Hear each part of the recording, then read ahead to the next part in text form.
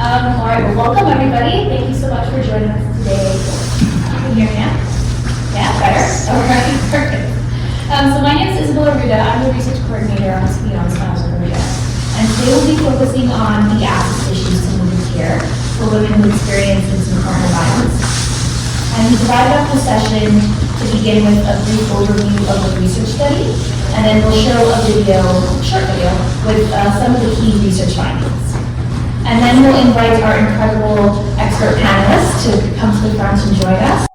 And we will begin our discussion on the challenges and opportunities for improving dental care access. And following the panel discussion, we will usher everyone back upstairs to the gallery area where we'll have a reception, and there are some refreshments available. And the session is being recorded, and it will be shared with everyone who is registered on the Eventbrite page. So if you haven't registered yet, if the link is still open, so sign up and we will be able to share the video. And now I'll hand it over to Dr. Beverly Eskew. She is an associate professor of global health systems in the Institute of Health Policy, Management, and Evaluation. She's also a principal investigator on the project, so she will be both doing the overview of the study, but she'll also be moderating the panel discussion. Dr. I hope you can hear me okay. So I want to really warmly welcome everyone for coming and spending the next hour or so with us. So, it's a real delight to be able to stand in front of you after having all of us, so many of us who are present in the room today, work on bringing this project to life and to share some of the results with you, in particular in this format and in this setting. So this research started with an email, actually, from Margaret Powell, who is sitting in the audience over there, who's on the board of the Dr. Borna Masami Commemorative Foundation, together with Tina Masami, who is one of our panelists, and we'll hear from later, who reached out to me in my role at the university, saying, we understand that you research access. We run this incredible program, and we've looked at our patient population, and we feel there's a disconnect between the people that we've been serving and the demographic profile of the people that we see within Toronto.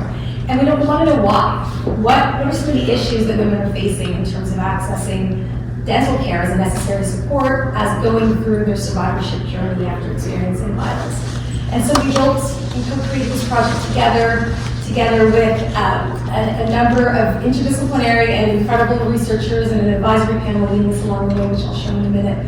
And of course, the participants that we were able to engage. And so it's a real delight to be able to showcase some of those findings today. So I'm giving hand signals for next slide, so thank you. So we, I realize I can't read what's on the slide, but that's okay.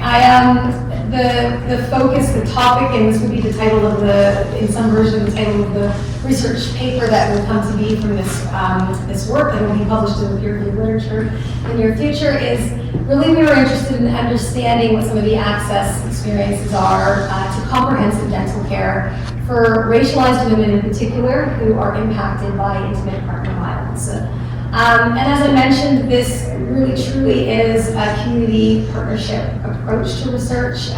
We work quite closely with community partners from the Dr. Borna Masami Commemorative Foundation in order to really delve deep and explore, understand, and distill some of the challenges that we face by racialized women in particular.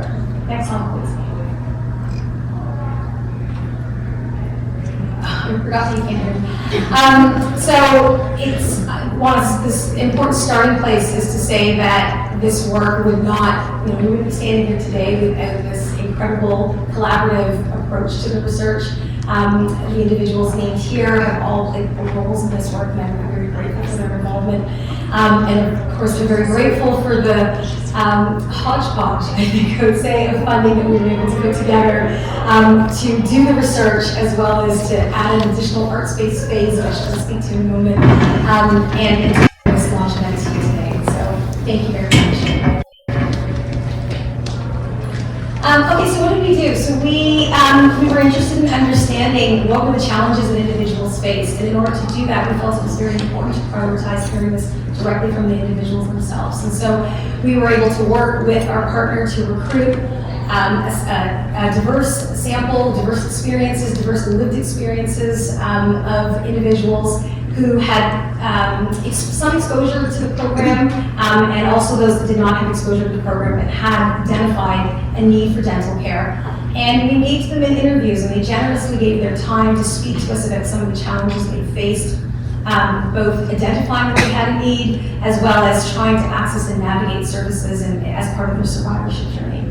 We also wanted to hear from those who were on the supply side, delivering some of the care. And so we were able to engage with dentists, with community partners, both within the shelter system as well as within a number of community organizations that serve women in different capacities, to learn from them how they understood the experiences of women, and what they saw as some of the challenges. And I think what's been an important learning in this research is that there's a disconnect. And we uncovered some of that disconnect between the women's lived experiences and those of their providers. One of our collaborators and co-investigators, Clara is her name, who is unfortunately not able to be here today, uses art within her research with a public health lens, and said it would be a great opportunity to add a second stage to the research and re-engage, please come in, re-engage the participants in a process where they can hear about our interpretation, co-interpret the results, as well as have an opportunity to use art to describe their own experiences, their own perspectives, as well as the way in which their healing journey has been facilitated through some of the dental care access. And so we were able to engage 8 women in an art workshop, and they produced collage pieces, which we are showcasing as part of this exhibit today, and have integrated into our learning and into our findings. So I'm going to share, some of you may have had an opportunity already to see parts of this video upstairs. We thought instead of me standing here telling you about the research, we have been able to summarize them in this digital story, which integrates the findings with the art pieces and really highlights the key takeaways from this research. My teeth? They make my face. I look at a lot of people's teeth, maybe because I worry about my own. But I feel like they're looking back at mine too.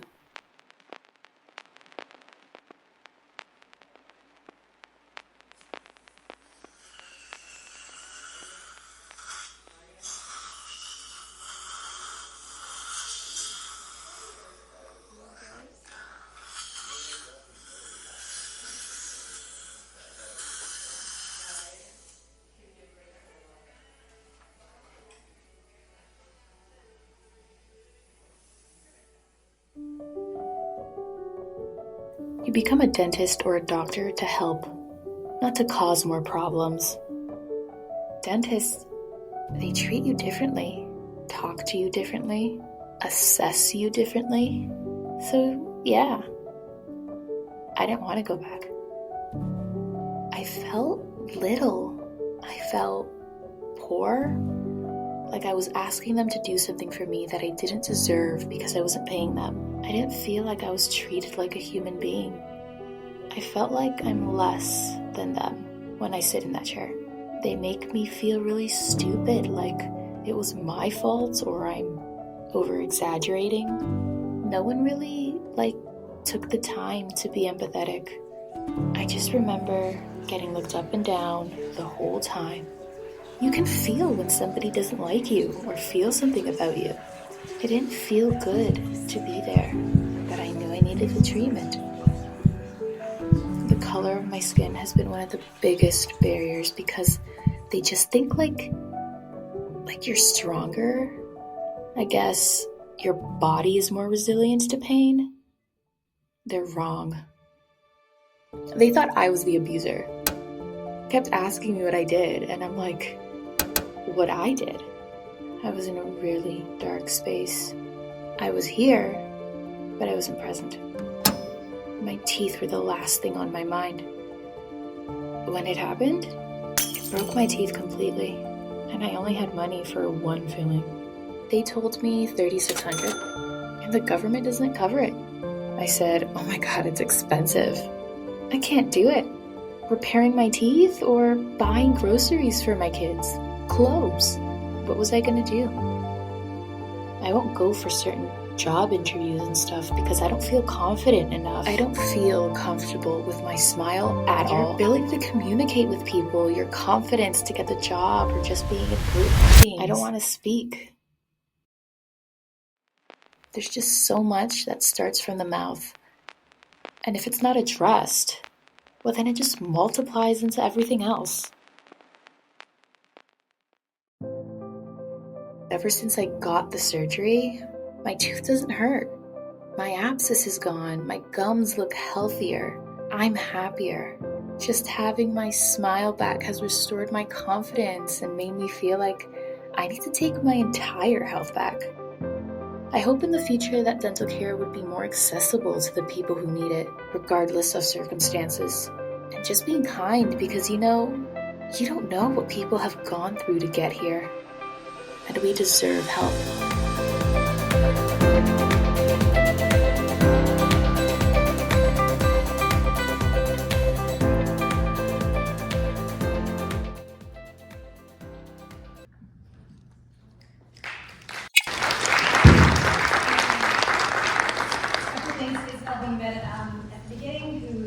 Coordinator of the project and developed that video, which I think really powerfully you integrated the voices of our participants. Those are direct quotes that came from the research to summarize what some of the key messages were. So, as a takeaway, and this will be written up in an academic paper, which we'll put into the peer-reviewed literature, and we're exploring other opportunities to ensure the results are more widely available to a wider audience.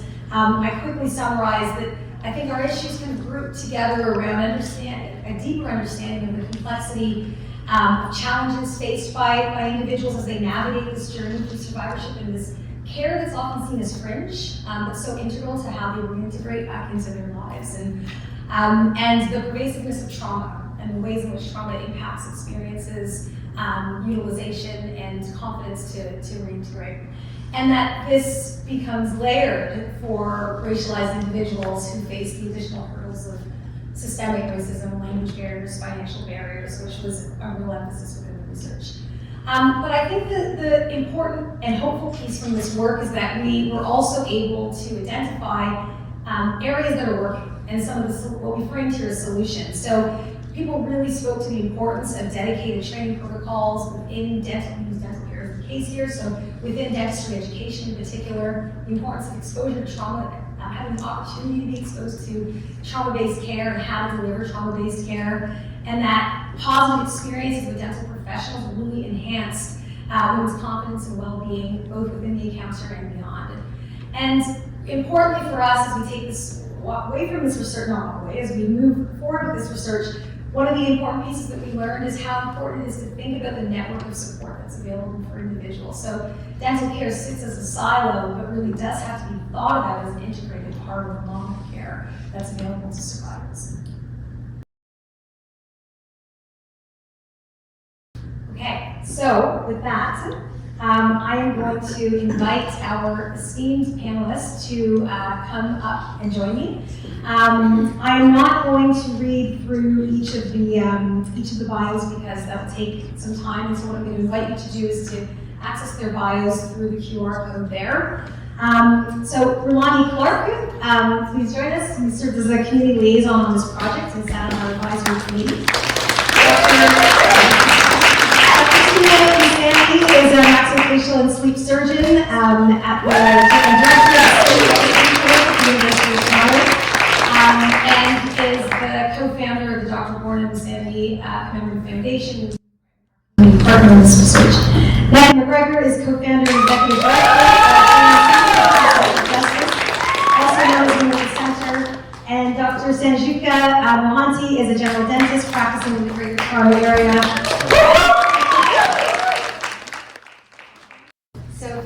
Thank you very much for taking time to be here and for joining us today. We'd like to have this as a dialogue.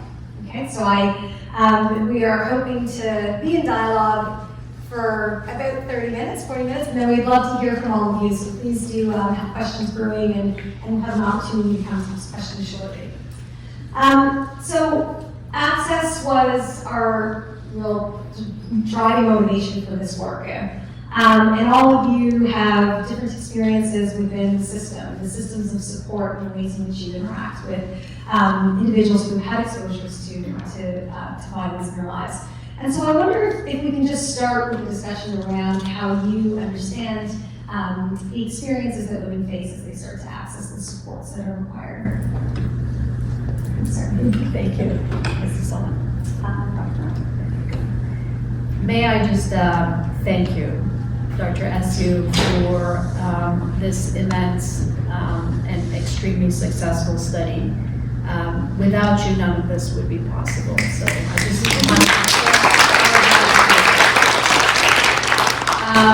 and as you alluded to this earlier, you know, this goal of ours, this joint goal of ours, is something that has to be embedded in an interdisciplinary approach. And so we cannot survive in silos, and you know, we have to address this in such collaborative ways.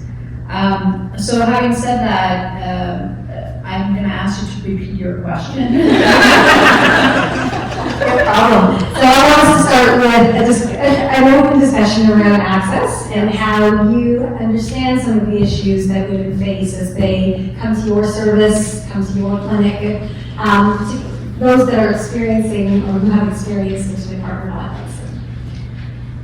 So, you know, when it comes to the work that I personally do and we do at our foundation, it all started with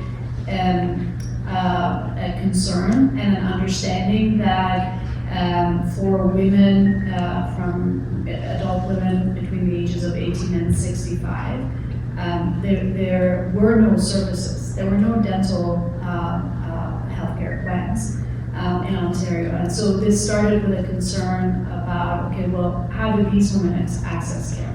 And can we do something to provide care to them, to make it more accessible? This is how we started about 15 years ago. And we very quickly realized that it was an area that was in desperate need. We continue to struggle to bring that information and knowledge and access to the shelter system and sexual assault clinics that we work with still 15 years out. So I think the video that we had, really, it's such a beautiful and condensed summary of everything that we've experienced and everything that our patients have to deal with on a daily basis. And it's a question of so many different things: lack of financial access, lack of knowledge from our social system and social workers that access is available, and from our healthcare providers, how they deliver service, what their understanding is. I think there are challenges all around, so we have a lot of work to do to educate people on all fronts. Thank you, Dr. Tina. Thank you, Dr. Bev. I'm going to approach this from a slightly different perspective because I'm the co-founder of an organization, actually the very first one of its kind in the world, that was explicitly developed by and for survivors, right? Survivors who are forced gender-based violence. I'm a survivor, and I do this work because of my lived experience. And in doing the work, 15 years, we were incorporated in 2008, in doing this work, it came from a place of realization that I was not the only one. The video talked about 1 in 3 women. We actually think it's more, right?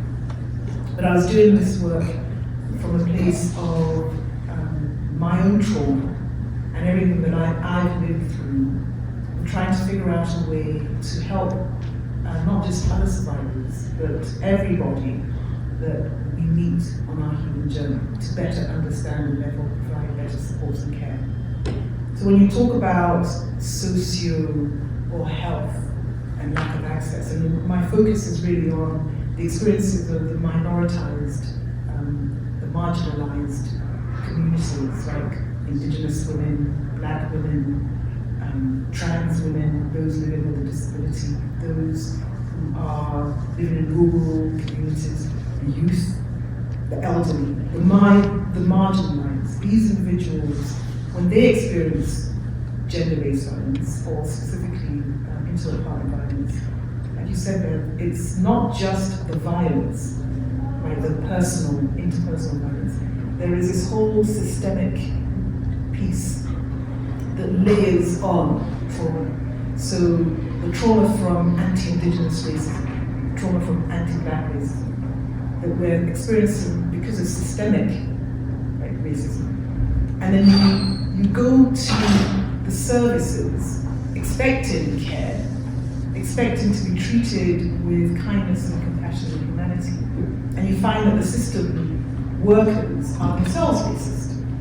And so this compounding trauma that survivors are dealing with, especially racialized, minoritized survivors, is a place that I always jump off from, right? Then you think about how research is actually conducted, and I love her, I just want to put it out there, because, and her as well, and these two. I love everybody. I think about how researchers, traditional researchers, are very themselves siloed, and they focus on mining information from survivors. So you gather participants, sometimes you pay them, sometimes you don't, sometimes you pay them with months, sometimes it's money. But you gather participants, you ask them to sort of disclose the innermost painful parts of their lives. Take the information and write these lovely articles that then sit in libraries. So we, as an organization, have disrupted the way academic research is done. It is, when we talk about community and participatory, it is led by survivors. Survivors have actually identified what is important to us. And then we get the ethics approval, we bring each other together, we ask questions, we do the work. And the most important part of all of that process is that whatever the benefits are from the research, it has to go directly back to the community. So this work that you've done has a tangible, direct impact, which is one of the things that I want to applaud you folks for. But it's one of the areas that's really lacking in the work that everyone is doing, is how are you benefiting survivors? This very quickly, the stats that you had that was talking about why this panel is here, right? Hits to the head, face, and neck. We know from our own research in strangulation, Women at the Centre is still the first and only Canadian context research on the experiences of non-fatal strangulation among survivors of inter-partner violence. From that work, we know survivors who experience physical violence have hits to the head, hits to the neck, and strangulation. But we didn't do anything about dental. So that was a huge gap that we missed, right? We recently also, we funded from Public Health, that project, just this month ended, money from the Public Health Agency of Canada, conducted research on the experiences of gender-based violence inflicted traumatic brain injuries, again, from hits to the face, head, face, and neck, and looking at the particular experiences of these marginalized communities. We're developing this program that was interdisciplinary, cross-sectorial, sort of veering away from westernized ways of healing healthcare, but going back into sort of non-traditional ways like yoga, arts, and all that wonderful stuff. So I think about how do we engage survivors, how do we respect survivors' experiences, how do we listen to them, because we, the survivors, are the ones who know what works and what doesn't. Thank you. So you asked the question about access to care. So I'm going to ask a question to all of you. What do you think the number one barrier to access to care is? Money. That's right, affordability. So we have a lot of great government dental care programs that take care of the financial part. They're free. So you're probably thinking these are really popular. but what percentage of people who are eligible for these government-free programs actually use them? Does anyone know? 40%. Yeah, about 40 to 50%. And that's the number one barrier, right? Affordability. So that means there are other barriers to care. What do you think those other barriers are? Just shout them out. Not knowing about the program? Good, yeah, not knowing about the program. Anything else? Providers not accepting the program. Providers not accepting, good. So accessibility. Accessibility could also be, can I get there? Is it on the bus route? Is there parking? Can my double stroller fit in the doors? Can my wheelchair get in the operatory? So accessibility. And then there's availability. Are they open when I'm available? Another is accommodation. Can you accommodate my needs? So if I need my mom to be in the room with me because I feel more comfortable, will you allow that? Will you allow a translator? And another is acceptance. Will you accept me because I'm trans? Or that I'm fasting and I don't want things in my mouth right now? So I'll end with a story of a patient that I saw who experienced intimate partner violence. So it was a free dental day, very popular, hundreds of people were lined up, and there was a lady in line and she was shaking. And as soon as she got to the front of the line, when it was her turn, she's like, I can't do this. And she ran off. So we saw hundreds of people that day, and at the end, as we were closing up, she came in and said, can you still take me? So the organizer came to me and said, Dr. Sanj, can you stay late and see this last patient? And I said, yeah, sure. And she said, I gotta warn you, she's really nervous. So here I'm thinking, she's nervous about going to the dentist, nervous about the drill, the sounds, the noises. She came in and she wouldn't even sit in the chair. She was on the edge like this, and she was shaking. And she said, I just want to get my teeth clean, but I'm embarrassed for you to look in my mouth. And I said, oh, don't worry. I'm here to help you. And I just sat and held her hand, and she told me the story of how she was abused by her partner and how she went into hiding because her partner hurt her so bad that he knocked her teeth out. All she had was roots left on the back of her teeth. And she said that she was in hiding, she wasn't taking care of herself, and then she recently found out that her ex-partner died.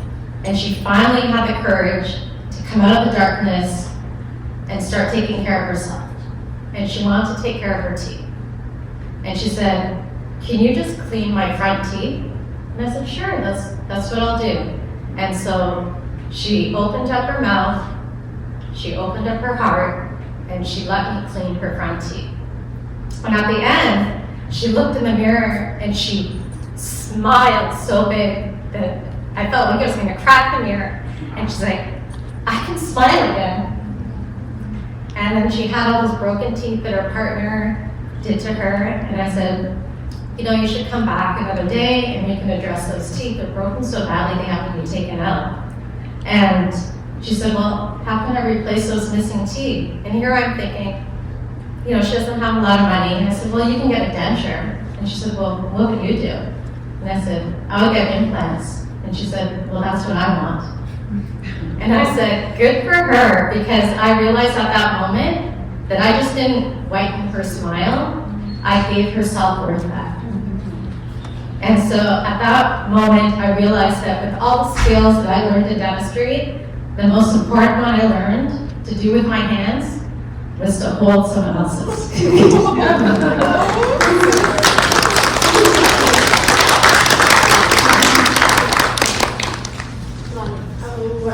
I'm just trying to remember what the original question was, but these guys gave such wonderful points, and as well as the slide. I just want to talk primarily on the immigration aspect because I'm an immigrant and I came as a refugee to this country. So just in addition to layering all these other hurdles, imagine you're undergoing intimate partner violence, but at the same time your status is uncertain. Anything to do with interacting with the government or any officers, the amount of anxiety somebody can feel. So it's just attempting to, if I book an appointment, will they ask me for a health card? What if my health card, what if I don't have one? Or furthermore, if they ask me like, what status are you? I don't have status, what am I going to do? Or you get there and you think your status is good, I've got a temporary refugee document, for example, and you get there and then you're embarrassed because they might ask you for certain documents you don't have, and because of your immigration status and the fear and anxiety, it's so daunting that it can be an access, a barrier to access for somebody to be able to obtain care. So that's one thing I wanted to add on to what everybody else said. I don't have anything else. It was all pretty good. I think so thank you for those powerful introductory remarks, really. I want to pick up on the point that you've made and maybe give you an opportunity to elaborate on it, maybe come to you, Nneka, because both of you really started to address the ways in which some of the axes of identity can sort of layer on and further complicate and impact the way in which people interact and experience the systems that apparently are there to support it. And we read about this and we know about this through lived experiences, and there's a lot of research that looks at this, and yet we heard that very loud and clear in the research that we did. And so I wonder if you can, maybe I'll start with Kimon if you want to expand on it, because the immigration experience is very important. In fact, it's the entry point into a lot of services like a free dental, the ability to go to a free dental clinic. But immigration is one piece of it, and there are others. Oh yeah, and I do agree with everything else. In addition to immigration, race and ethnicity is also a big factor, because sometimes, and also I feel like sometimes you may not feel somebody can relate, or you have that connection with the person, or like the person, one of the participants mentioned that I walk in and I feel like I'm less than, I'm being treated less than, I'm being looked at as somebody who's undeserving and unworthy. As a black woman already, there's already all these sorts of connotations ascribed to somebody like myself. And then in addition to that, if you're immigrants, now especially with climate, the negative connotation that's ascribed to that is in itself another, I guess, framework. So if you have an intersectionality of your gender, your race, and then on top of that, your immigration status, it can be overwhelming to the extent that you will neglect, you feel like, you know what, I've been living with this pain, now I'll be okay, and it can worsen. And as someone said, it permeates into all aspects of your life, because, for example, for me, I had a very difficult time because I couldn't even imagine going to go interview for a job. Like how they look at you, missing teeth, there's some problems already, there's all these things that are being associated with you. So I think those things were necessary and are necessary to be addressed in order for everybody to be kind of accounted for and included, especially since it's a diverse nation and we're all here, making our way and paying taxes. So I think we should all be catered for to some extent, right? I know it's not easy to provide care for everybody, but what I wanted to drive at, which is probably the later point, is that I also feel like we should target the source, because a lot of providers don't have a lot of people that look like me who are providers, okay? And when I say provider, I'm not just talking about the dentist and the oral surgeon. There's so many aspects, like a whole spectrum of the industry, that I don't see people that look like me who can understand me, who relate. When I come in, I'm looking a certain way. I'm not angry, it's just my resting bee face, you understand? So I don't want someone when I walk in, they're already asking me, oh my God, I'm frightened. I don't want that, right? So I think that is something that I think as we should address. We should look to why aren't we having more people that look like Rulani? Why aren't we having more people that look like... We need to talk and ask ourselves and look at the young student body and reach out and get as many of them as we can. Because if we don't do that, then we're going to further, I think, marginalize people who will not get that light shone on them, and we won't have the opportunity. That's what I'm saying.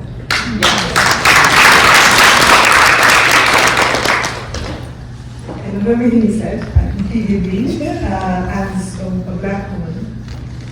But I again, take it from a different, I'm looking at this differently. I think we need to, as you said, go back to the root cause. I know that the system that we are all living under is by design. Right? It was made this way deliberately. It was, name it, it was made by rich, able-bodied white men for rich, able-bodied white men.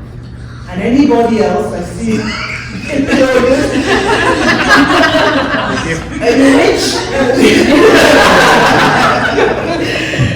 Because these systems, right, 400 or 500 years ago, was done for a particular purpose. It was created at a time when almost everybody else was owned by them, right? So white women were property, black people, indigenous people, everybody else was property. So in creating a system that, hundreds of years later, we are still, March the 27th, 2025, we are still burdened by this, understanding that it was by design. And this design was meant to advance some at the demise and the suffering of others. So people that look like Kalani and myself, as I said earlier, indigenous women, trans people, are by design put in this space where our needs, our identity, our wishes, our dreams, our aspirations are nowhere in policy, nowhere in programs. Kalani talked about how when you walk into spaces and there's nobody that looks like you. Can you imagine? Can you imagine? In the video, one of the participants was talking about how there are perceptions of, I think it was a black woman, who was talking, how black women, it's still a belief in the medical model that black women don't feel pain in the same way as white women do, which is anybody who has an iota of scientific knowledge behind them will know the ballooniness, the bullshittiness of that pain. So you have these systems that people, all of us, are laboring under, thinking that this is the only way it can be. This is the way it is, this is the way it will always be.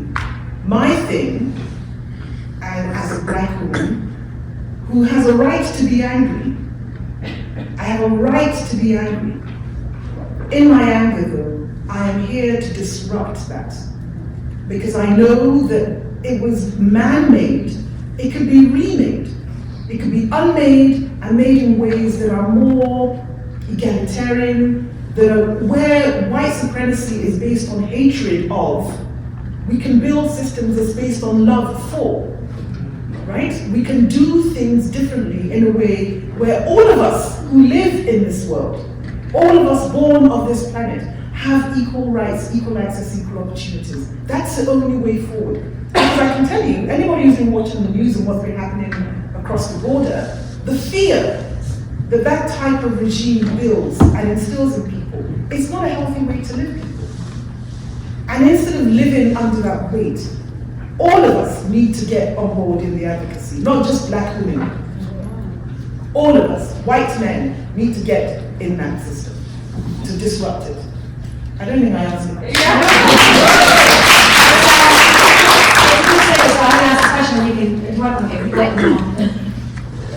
Yes, I have to make a point, and I wanted to emphasize the fact that, about the point that was made in the video, that the woman was expressing how, because she was black, somehow the perception was that she should be tougher.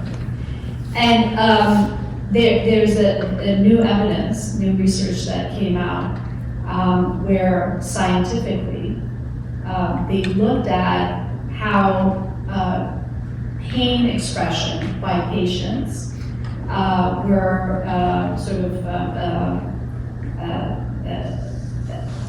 perceived by the caregivers. And so when the men complained of pain, it was immediately addressed. And so on a scale of 1 to 10, when they expressed their pain to be 5 or 6, it was assumed to be 7 or 8, and it was immediately addressed, and they were given painkillers. Whereas women, especially marginalized women, when they expressed pain, it was assumed to be much lower than what they were expressing. And so their pain and their experience was diminished, and it was pushed aside. So, I mean, we're proving things scientifically, left, right, and center, but it's like moving mountains to, make the changes in society.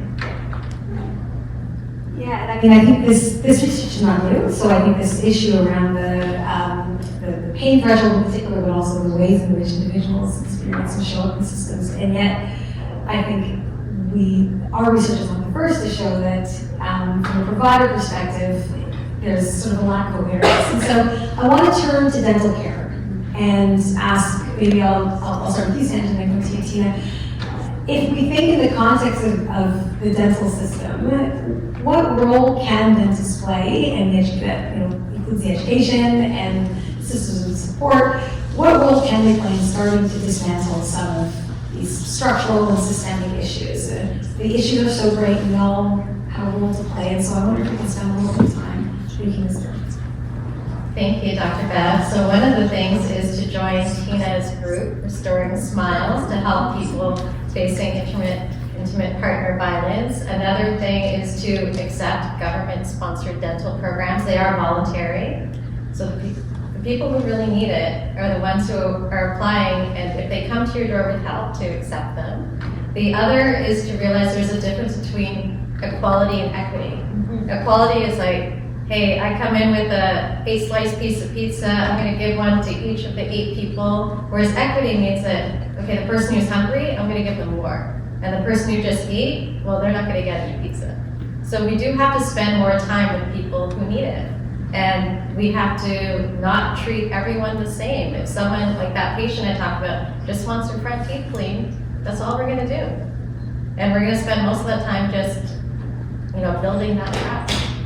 And I think the main thing we can do is not to judge. It's just like we shouldn't judge someone who doesn't floss their teeth every day. I know some people care.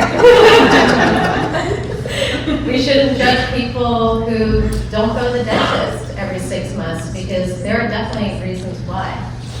We shouldn't judge people because, they came in once, I was trying to help them, gave them free treatment, I said, come back next week and I'll do another free filling, and they never came in. And we judge them by saying things like, hey, I tried to help, they didn't come in, they wasted an hour of my appointment, of my day, I'm not gonna see people like that again. It's like, don't judge. Hey, just extend your hand to people, and when they wanna take it, accept it. So that's my main thing, is to be accepting, because that is one of the barriers to oral health care.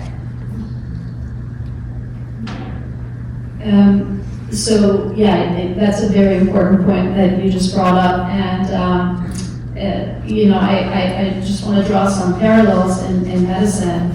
We don't blame patients with diabetes. They're given the treatment that they need. We don't blame smokers that end up with lung cancer.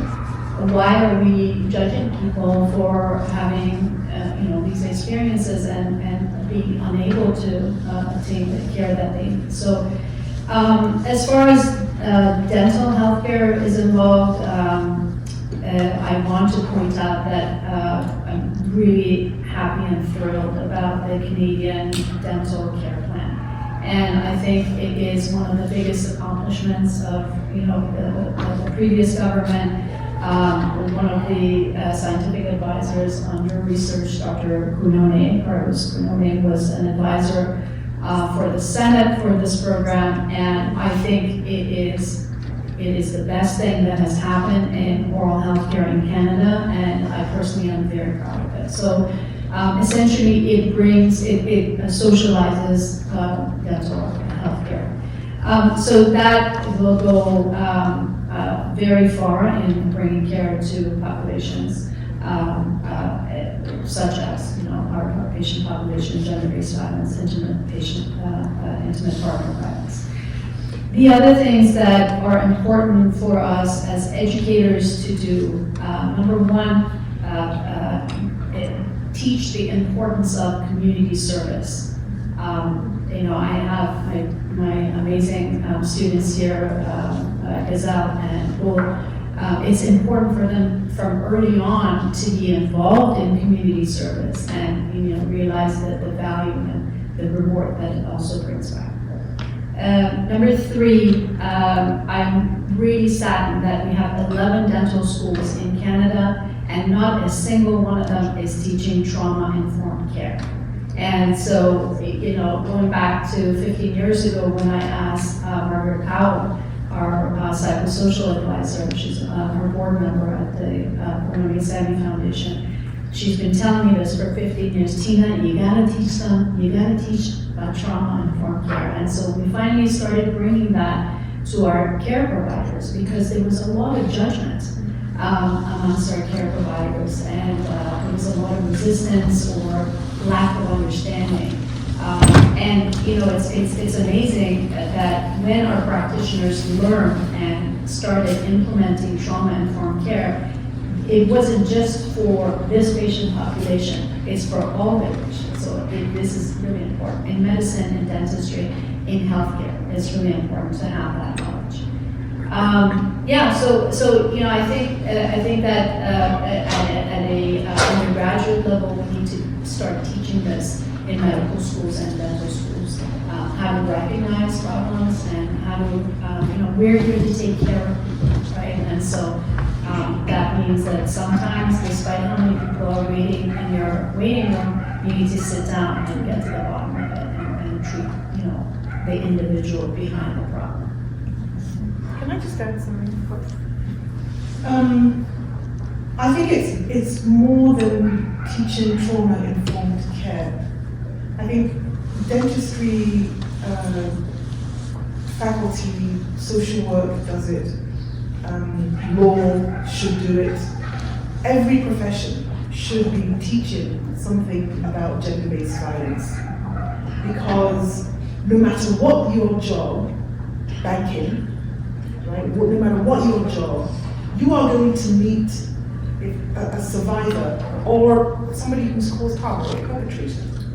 And it is imperative that everybody understands what the social scourge of gender-based violence, intimate partner violence, actually is. And so if there is a way that it can be incorporated into the curriculum of everybody, you're bringing this social awareness to this, and you're then figuring out ways that within your own discipline, you are actually handling, right? You're then doing the care. But if you don't know about the stats and the facts of this, you are going to be constantly flying blind and ignorant.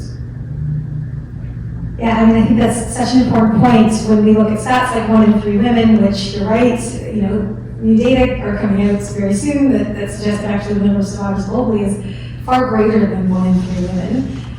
It means that we are all interacting and experiencing it in various different spheres of our life. And so the idea that at really, what I think basic level, I think I can use that language, that we would train individuals to be able to interact using trauma-informed care and other tools, strategies, frameworks available is a necessary starting point. And I think I understand from discussions with Sonica, who I think is in the audience, as well as with Carlos, that there is a movement now towards building that into curriculum, which would mean it's available for the next generation, hopefully, but in somewhat of an ad hoc way. I wonder if you could speak to other opportunities that are available for dentists that are actually currently in practice, because we have some extent can influence new dentists, but there's obviously a large crop that are currently out there that are delivering care. I think a great way to teach trauma-informed care is with the Royal College of Dental Surgeons of Ontario. We have, guidelines that we have to take continuing education courses every year to renew our license, and they have Category 1 courses, which mean that they're mandatory. And to make a trauma-informed course that's mandatory for dentists to keep their license.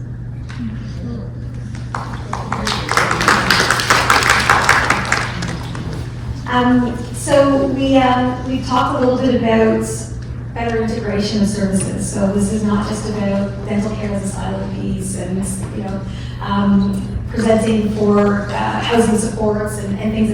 This is the way in which individuals navigate through the supports that they need can be quite siloed. And so I wonder if we think through what would it take to move this forward so that there is a more integrated approach to the supports that are available for individuals. Right now we are compartmentalizing the experiences of survivorship for women and that has allowed Dentacare probably to be marginalized for a long time. What would it take to move it forward into a more integrated model?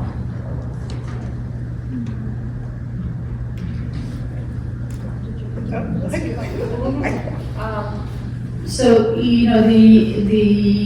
I always approach patient care in general in a multidisciplinary, interdisciplinary approach where I really love the settings of multidisciplinary clinics that exist. And I think that one of the advantages, one of the things that we learned since COVID was the concept of virtual care, which was beautifully and very quickly implemented. Some of the models that we're looking at include virtual interdisciplinary care, where individuals with different expertise are all involved in assessing, our patients at the same time. And that brings in different perspectives, different lens, looking at the patient's problems, learning from each other as the caregivers, but also approaching multiple issues for patients at the same time.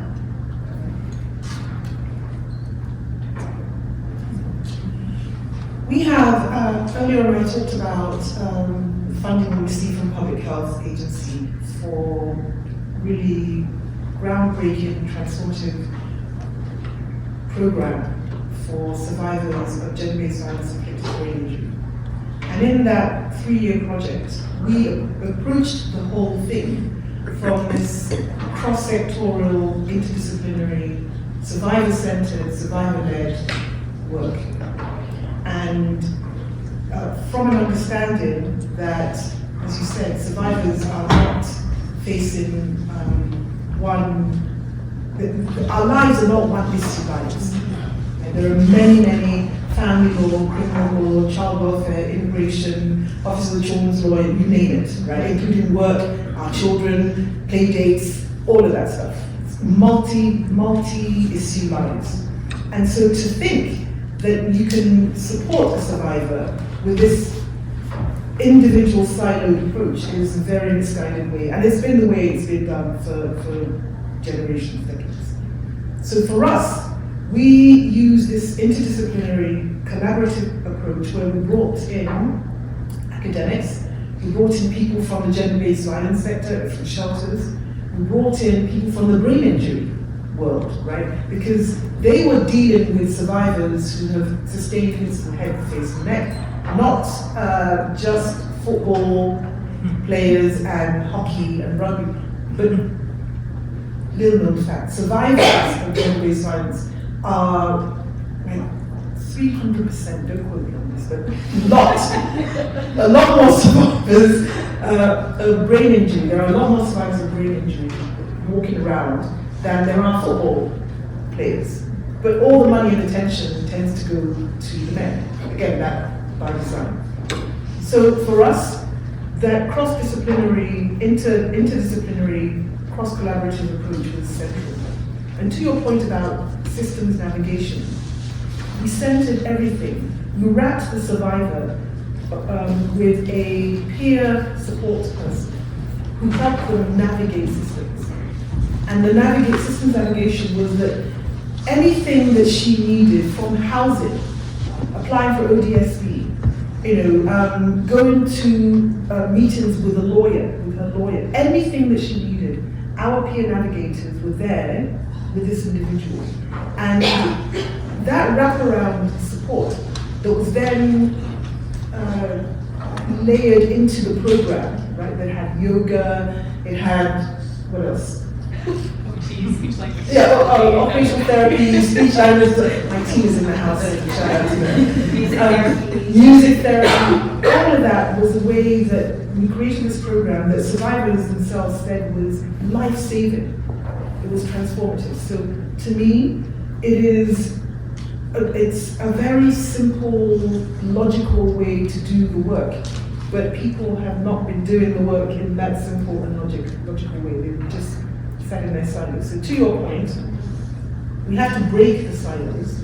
We have to figure out ways to talk to each other. I love the cross-education piece. And I think it's really important that all of this be centered by the lived experience of survivors. Can I make a follow-up? Sorry. Don't apologize. On the microphone, but I think you and I chatted about this very briefly 6 years ago, and we got busy with everything else. But as you were speaking, I was thinking, oh, yes, we should get together and we should bring each other's resources to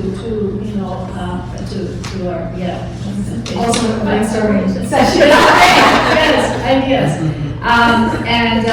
So you talked about legal issues, right, therapeutic issues, and within our foundation, very quickly, within the first few years, we realized that dental alone was not enough. And so in our screening clinics, we started including need for rehab and physio, need for, mental health, which we currently can't provide. But you can't treat patients without addressing these other issues.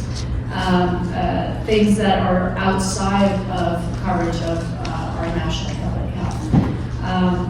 So I will call you, and yes, and we will set this up. So I'm going to answer your question about how we can all work together to help people who've experienced this type of trauma by referring back to one of the most influential doctors in my life, and that is Dr. Seuss. And he wrote a book called Horton Hears a Who. Do you remember that? Okay, so Horton was a gigantic elephant, the king of the jungle, and he was the only person who can hear the voice of the little Who's in Whoville. So that's like us. We are hearing the voices. And what did Horton do? He told everyone, hey, there's this tiny little city and they need our help. And did anyone believe it? No, they thought he was crazy. Yeah, they put him in a cage. They thought he was psychotic. And then, so what did Horton do to help these people? Because now he's in a cage, no one believes him. Does anyone remember what Horton did? He amplified their voices. Yes, that's right. And he said to all the people in Whoville, you all come together and you say the same thing. What was that? Do you remember? I am here. So that is our role. We can be the voice for those people who don't feel like they have one. Remember in the video at the beginning? She said, I felt like I couldn't talk. I didn't have a voice. We can be their voice. So we have to tell everyone they are here. We have to get them to say, I am here. That's how we can all work together to help people facing these struggles. Thank you for that, Susan. I have many other questions, but I am very mindful that there are probably wonderful questions in this room. So I just want to turn now to all of you and see if there are any questions. So I work in the background of chronic pain, and we see lots of abuse patients, and we use the term siloed over and over and over again. This question is really for Stan and Tina because they're somewhat handcuffed by their own college.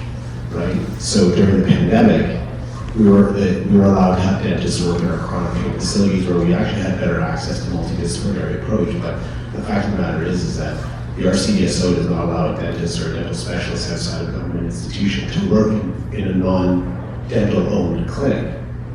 How do you feel that unnecessarily burdens you by having to be that center where multidisciplinary has to kind of combine under your roof, right? Because out in the periphery, we can't do it. To have everybody in one room someday for assessment is super important. So how do you guys feel about that self-silo created by your own profession? Yeah, don't get me started about our college. I guess in a way I'm privileged because in the field of surgery, oral maxillofacial surgery, we sort of sit between dentistry and medicine. So I personally have never allowed that to limit things by having access to, the hospital systems and creating environments and bringing in, colleagues from various fields in healthcare. But it's very true, the fact that we can't even make direct referrals to other specialists, right? And so when Ministry of Health changed that 5 years ago, other specialists, for example, I refer a lot to sleep physicians for obstructive sleep apnea, they are still reluctant to directly accept the patients from us because they're concerned that their billings won't go through because I am not a physician, I'm a dentist by training, right? And so it's a constant work in progress. I have to say that Ontario is one of the worst provinces for the multidisciplinary and interdisciplinary approach to care. It seems like the more resources we have in our wealthy province, the more challenging it is to break these silos. We can look to Quebec for great models of healthcare and British Columbia, and so I think many of these issues need to be addressed at a national level. Thanks, Sid, for that question. And I'm going to answer that by saying now's the time. Dental care is in the news almost every single day with the new Canadian dental care plan. So let's start talking about the barriers to healthcare, which is one of them, about how we can't even work together to help people. Yeah, so this is our time. So thanks, Sid, for identifying one of the barriers for us. Thank you very much for this very insightful conversation. I've learned a lot. I wanted to ask a reflection question. You all have amazing experiences, but I wanted to learn or know what you learned from this research. What new thing did you learn about trauma-informed care?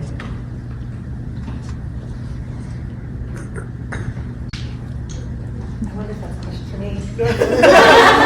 Anyone? What's for you? Go on first. We learned that we need to be doing a lot better. We learned that, so I'm going to take a step back. From the beginning in our program, the mission was to deliver gold standard of dental care for our patients. And the reasons for that were, first, to offer something that had never been offered in Canada before. But secondly, because it was important that we allowed our women, our patients, we wanted them to allow themselves to feel valued and feel that they are worth the gold standard care. And so in the video that we watched, we heard about, I think the quote was, "I felt small, I felt very little," and they felt judged. And so even though we have many programs available, especially in the GTA and public health sector, the dental health clinics, but they're not being accessed by patients because they feel that they're being judged by walking into these clinics, right? And they may not receive the full scope of care. So what we learned was that what we were onto was a good thing. It's important that we value our patients by delivering the best that is available in healthcare to them, and helping them in their process of healing and sort of breaking this vicious cycle of being abused and losing their self-worth and falling into depression. Facing so many financial and other barriers and not being able to access care and eventually neglecting themselves, right? That was a big lesson for us. I might reflect that we wanted to provide in this work. We wanted to provide. There we go. We wanted to provide an opportunity to really center and prioritize the voices of those who are not often featured within research, if you will. And so it's very important to be very intentional about focusing on lived experiences of racialized women.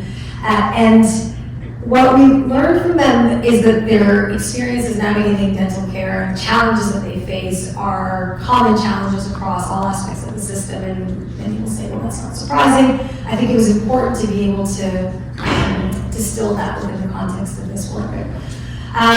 We heard quite a lot from providers around what came up just a minute ago in this discussion, an interest in working differently, but feeling constrained within the system. And so some level, of complacency that, well, this is the way the system is, this is the way the financing structures are, and so we deliver care in this way because only on those days can we provide care to the patients that identify with this issue.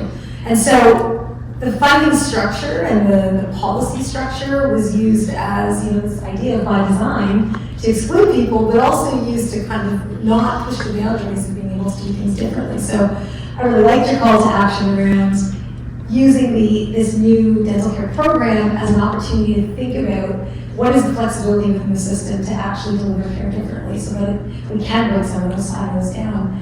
And if we can improve the experience for those who are left out of the system and made marginalized within the system, it stands to improve things for so many other people. And so I think that was an important lesson as well. Hi. My question is actually about the research. I find it really interesting that we are having this talk at OCAD, and it's about dental. I'm a dentist, and I'm also a portrait artist, so this is like unbelievable that my both passions are in one. I would never have figured a talk about dental would be at OCAD. So I'm interested in how the research decided to use art is part of its, part of its research method, and then also how you even got affiliated with OCAD, that we could actually be sitting all in this auditorium. So,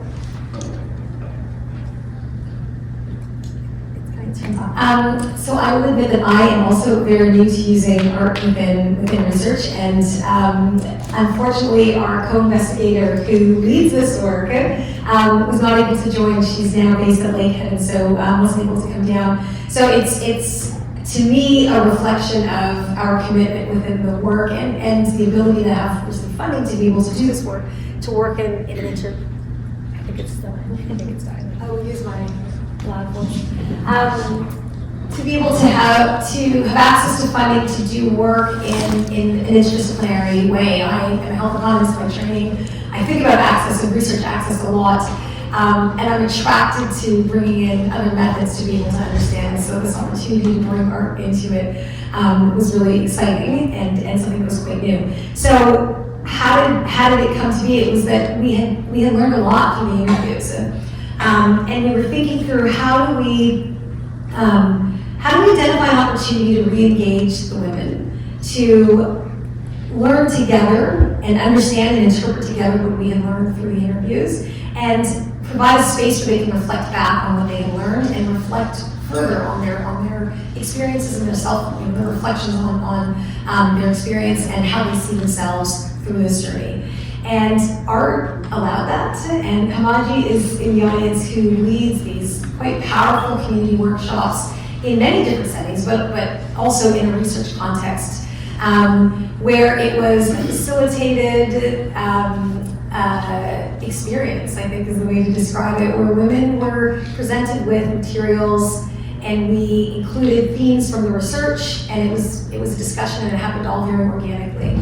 And we were able to piece together some funding from CIHR actually to pitch the idea of doing a launch, and with Clara and Eileen, who's also in the audience, who brings together these community events, thought no better place to do this. Of course, we could have tried to do it at the university, but this felt like a very powerful place to be able to bring an exhibit and presentation of the results. So that's how it came to be. I think one of the things I would reflect on is that we try to force ourselves to not be constrained by our own disciplinary boundaries, that we think that new solutions and new ideas are needed to be on the table, and that forces us to confront this work with new ways of thinking about the issue. And this is our small attempt to be able to do that. Just a follow-up question. Do any of the artists know that they are actually exhibiting? Like that's Do they realize? Yes, of course, they were all, sorry, I shouldn't say of course, everybody was invited, they were engaged in the process to sort of see the piece, to see how it was curated, and there's a brochure that I think for those who've been up into the gallery space had access, an ability to review it and understand how their pieces are being described, and if available and interested to also attend and be part of this day. Because that's beautiful, that to go through that process and be an artist to exhibit, like that's a huge accomplishment for these women, so bravo. Thank you guys so much for such a beautiful presentation. I'm currently supporting work in HIV, particularly African Black women surviving violence and criminalization of HIV, and I'm also really new to art-based research, and we've incorporated art-based to kind of illuminate their experiences. So I guess my question is for you, in terms of because you mentioned that the co-investigator group working of the art wasn't here, but is there a particular choice doing collaging and kind of recontextualizing the images and what that kind of meant for the women participating in the study to share the stories? I just wondered if anything came up when we were facilitating those community workshops.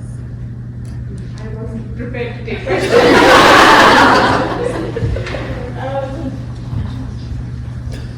I think collage is a very inclusive medium. It also helps to express yourself in different ways, and I think that was my approach. There was collage, there was watercolor, so there was not only collage, there was also watercolor. So participants are given the freedom to choose what they feel, and they're also encouraged to feel while they're making art. So that's basically my approach. And maybe I'll come to you, Rilani. From your perspective, what would a seamless experience feel like? I'm sorry, what did you say? What would a seamless experience feel like? Navigating through the system in What is seamless experience? What are the features of a seamless experience? Oh, what would a seamless experience look like? Is from beginning to the end, right? Yes. Ideally, no gender-based violence, no IPV. That is a seamless experience. But barring that, I would expect that, when the person is, just to be believed.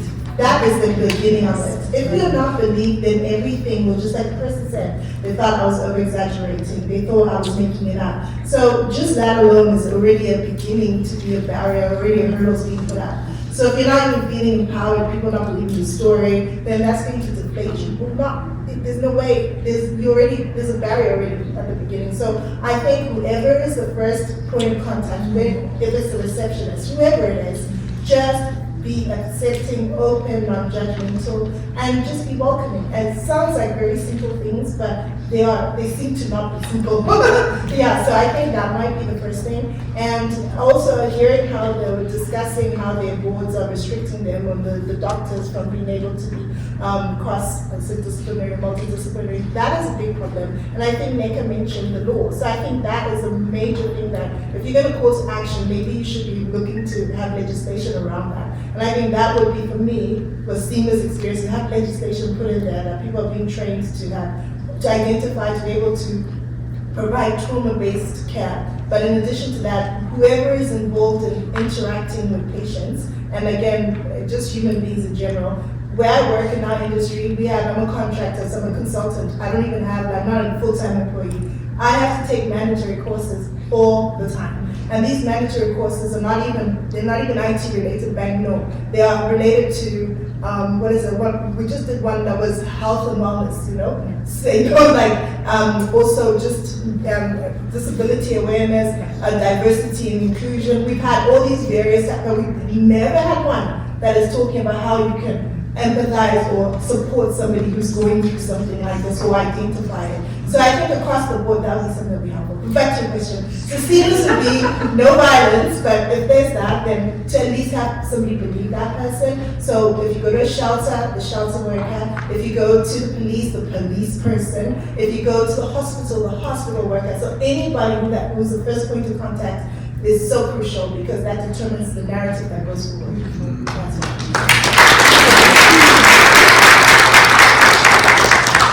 Anything else? That was a great answer. Another thing I would suggest is having access to our medical records. Because another barrier is not knowing what has been done to you and a stall in your healthcare because they're waiting for records from another provider. So access to medical records, another one. Connecting all these dots within the system. Yes, that's right.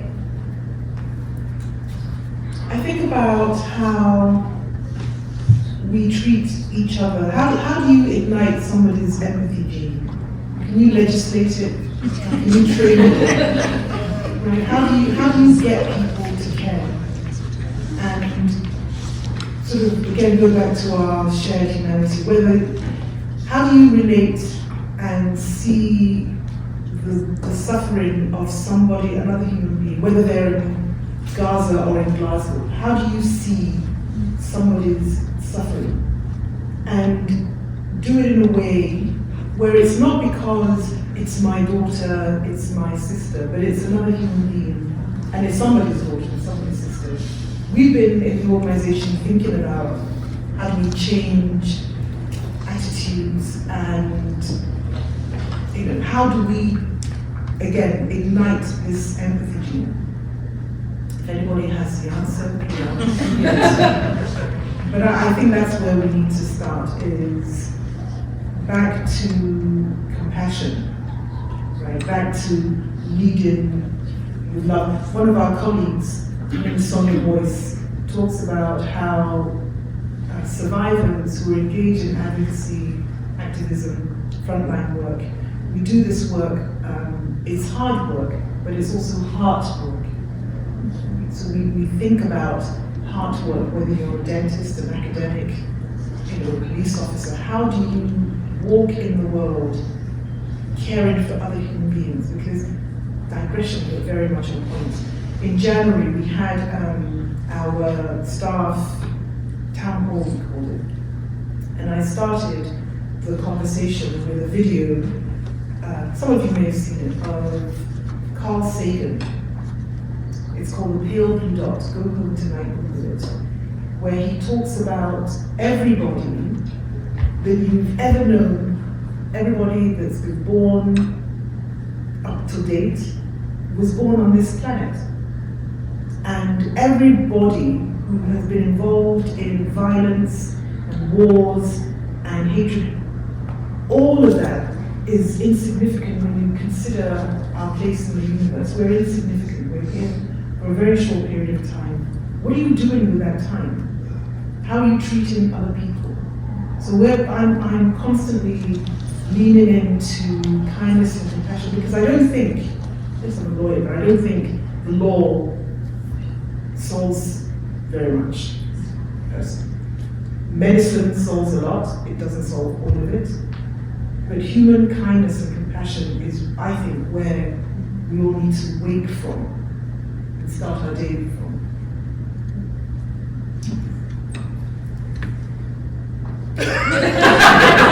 Perfect, and I think that we actually can have an impact on expression of the empathy gene by teaching our new generations, by teaching empathy, by involving men in the white men in these the patriarchy, in these great changes that we're making. It really makes me sad to see that, this generation of kids around us going to university, they're so focused on commerce and business and making money and, Bitcoin and what's the fastest way to become a billionaire. And we're not emphasizing as much on compassion and caregiving, going into fields that will take care of other human beings. So I think some of us naturally have the empathy gene and some of us don't, but I think that we can encourage it to, get stronger, for sure. Okay, I see a hand. Hi, So I have two questions. One is about trauma-informed care, because with my personal experience, sometimes I do feel like when I go to the doctors, or my previous experience with one dentist assistant, they would just touch my face and move it without asking me or telling me. And that was, to me, that was not okay. And even when I tried to explain it to him, who is a white man, and in training actually at UFT dentistry, he was just like, oh, okay. And I told him, oh, you made me uncomfortable. He's like, okay. Did not apologize, did not say anything. And I feel that this is not just a single case, and I do think in general there are dentists that are definitely doing a great job. There are dentists that are not informed, or they're not aware, and they don't seem to care. So that's my first question. Do you think there is any training or any trend in place that shows, okay, younger dentists, or maybe dentists that are not just female, are also noticing the problem, also caring and trying to do something about it? And then my second question, I forgot, but I wrote it down. Okay, so my second question is, what do you do in cases where you do suspect someone is experiencing violence, but when you ask them about it, I'm not sure if this has been discussed, because I was late, sorry if this has already been discussed, but what do you do when someone denies it, or kind of just brushes it off and does not want to talk about it? Do you have a standard approach, or do you kind of just, to what extent do we rely on our own judgment, professional judgment, versus a narrator that might not be the most reliable at the moment with their statement? So with respect to your second question, I have a couple of personal stories to share. But with respect to your first question, you know, I can guarantee you that clinician it didn't even cross his mind how he was violating your personal space. And I can tell you, and I've heard this over the past 25 years of practice, you were probably categorized as a difficult patient. Okay, so not having that perspective that you know, patients have, whether they have trauma or not, this space right here is the soul of the body, right? It's the place where you vocalize, where you express feelings, where you receive affection, you know, where you bond with your mother, where you see and take in the world, everything. So this, and also, this is the space that is very often violated in intimate partner violence and gender-based violence. So dentistry is, you know, I think that we really need to include a lot of psychology and psychiatry and mental health and trauma-informed training in dentistry. It's really vital and important. So, you know, the appropriate approach is to gently inform the patient what you're about to do before touching them, right? So that's the proper way of doing it. Do we teach it? I think there's attempts, but no, I don't think that, you know, over the years, I think that there are, we're more and more aware of how, in the general population, we are causing and inflicting trauma onto our patients, especially the pediatric patients that are held down in the dental chair and are being forced to, you know, have dental treatment, or where clinicians are carrying on with treatment because they just want to finish when the patient says, I still have pain, or, you know, I'm not anymore, I'm not frozen. So just to address your point, I think we're aware, and we use a lot of different methods, from you know, guided meditation to sedation and general anesthesia, to make treatments as atraumatic as possible for patients. But we have a long way to go. To your second question about how do we recognize this, and can we recognize it? Of course, we learn a lot about child abuse and recognizing child abuse, and we have an obligation to report anything that we observe to children's services. In terms of adults, you know, I have to tell you, it's we're not supported by the said college when we recognize these things and we try to report it. I thought I was very well trained after 15 years of this work and being extremely sensitive, being someone who has learned to read people and read my patients and sort of figure things out within the first minute of meeting someone new. I came across a situation where a couple presented for care, it was very obvious to me very quickly that the male partner was the dominant figure and wouldn't allow the female to speak, and she looked very scared, intimidated. She refused eye contact, and so I wanted to intervene. And so I found an excuse to remove that patient from the partner that I felt could have been abusive or overly dominant and controlling. By having an excuse, okay, we need to check your height and weight, or we need to take you to the other room to take an X-ray for you. So I think that if you're aware and looking, you find these situations all the time. We did manage to remove the female patient to the X-ray room, at which point, as soon as the doors were shut, she crumbled to the ground. And so it turned out that she had been extensively abused, that she was trafficked extensively, and she was, in fact, at that appointment to make sure that she continued serving the partner. And so, these things happen. We immediately contacted the police, that were the division in downtown Toronto was the sexual assault hotline immediately responded. They were in the office within 30 minutes. It was too late because the partner was extremely hostile. When we took a little bit extra time in taking the X-ray, he worked through multiple doors to come to the back of the clinic and take her away, abruptly take her away. But I was really impressed in how quickly the police in this situation responded. They went to her apartment, made sure they removed them, and took care of her. So I think it's important that we do intervene. As for myself, I contacted the college, and I was advised not to get involved. I was advised that my liability insurance would not cover me if that partner decided to sue me, and that it was best to say nothing and to stay out of it. There's a lot of work to be done, but these situations, we do see them all the time, and if we take the time and pay attention and notice, but we also have to make sure that the healthcare providers have the protection that they need in order to intervene.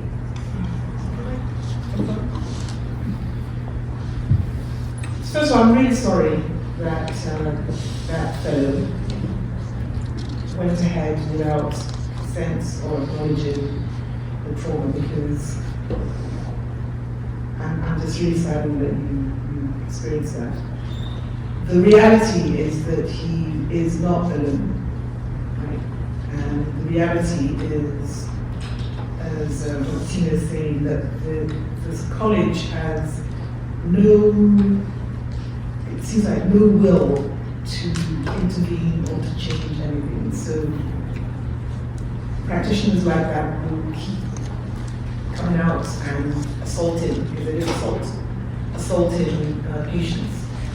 Your question, the one I want to talk about is the question around how do you intervene. We actually have a resource on how to encourage disclosure. How do you solicit disclosure in very kind, gentle ways that's being led, right? Responding to disclosure. Responding to Yeah. Yes, how to respond to disclosure. Two things. If you have your intuition that's telling you that something is off, I say you always rely on it. Always, always believe your intuition. I think what people tend to do is talk yourself out of it. Either because you don't want to get involved, people don't want to get involved, because they're too busy, or they doubt themselves. So the first thing is believe your intuition. When you believe your intuition and you ask gentle, leading, probing questions, two things can happen. She can either say, oh my God, yes, it happened, in which case you need to be prepared for the what then. Right? Now she just says, what are you going to do? Or she can say, I don't know what you're talking about. Nothing has happened. Either way, the worst thing you can do to when somebody discloses, or when somebody doesn't disclose and we've asked them, is for you to get upset. Because we've seen this. People get upset. I asked her, she didn't, I know it's happening. The guy's a jerk. He's been a jerk to everybody. But she's denying it. And so you feel offended. And somehow, again, turn it on her. So the key is don't take it personally. And if you genuinely care, take time. If she doesn't disclose today, right? If she doesn't acknowledge today, doesn't mean that you stop asking. Just wait, find another opportunity, right, Nicole? We've got our social worker here. Take time and make time to continue to gently probe, because there might be a reason why she didn't disclose today. Next week it might be different. So I'm so incredibly grateful for the time that four of you have made to be here today and to be in discussion with us. We've covered a lot of territory. I think what is clear to me through this discussion is that the work that has been done, not just for this work, but some small part of it, our understanding of the challenge is becoming quite, I think we understand that challenge. And moving and transitioning to the solutioning, moving and transitioning to starting to address many of the opportunities that exist within the system to break down some of the structural and systemic issues. I think we've heard some examples here today, which is, in my mind, a call to action, to think about my small role within research to be able to take some of this forward. And I look forward to the opportunity to be able to continue to partner with many of you to be able to do that work. So I want to also thank all of you for making time to be here this evening. I hope that you've learned from us and with us, and we will share the paper when it comes out, which will provide a more comprehensive description of the research as well as the art pieces as well. Please join me in thanking our esteemed panelists.